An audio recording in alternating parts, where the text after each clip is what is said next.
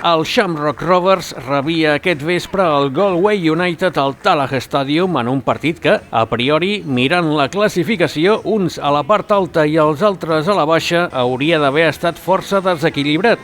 Amb tot, el joc ha estat igualat, malgrat que el Rovers ha tingut un 64% de possessió i també ha posat els gols. La primera jugada de perill ha estat una pilota en profunditat de Victor Osianvuna cap a Graham Burke, que s'entreté i Arthur Parker bloca el xut. Rèplica del Galway, Edward McCarthy ho prova de la distància, però el seu xut surt desviat. El Rovers arribava amb facilitat a l'àrea del Galway, però a l'hora de la veritat no sabia què fer, fins i tot per partida doble, com aquest malentès entre Adam Brennan i John McGovern. Al minut 40, després d'una bona estona marejant la pilota a prop de l'àrea del Galway, Corey O'Sullivan centra, Danny Grant remata i envia la pilota al fons de la xarxa. 1-0 per als Rovers.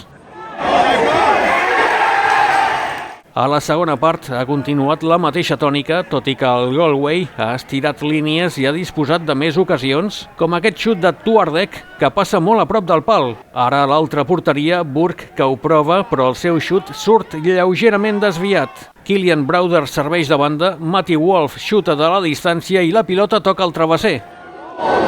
I al minut 86, Aaron Green xuta lluny de l'abast d'Ivan Watts i fa el segon per als Rovers, 2-0. El Galway ha continuat mirant d'escurçar distàncies, però el Rovers s'ha tancat molt bé al darrere, impedint que els visitants posessin en perill la porteria d'Ed McGuinty. No hi ha hagut temps per a res més, xiulet final i els 3 punts que es queden a Tallaght. Aquest resultat no canvia gaire la situació dels dos equips. El Rovers continua tercer a 3 punts del líder, el Bohemian, mentre que el Galway se situa 8è.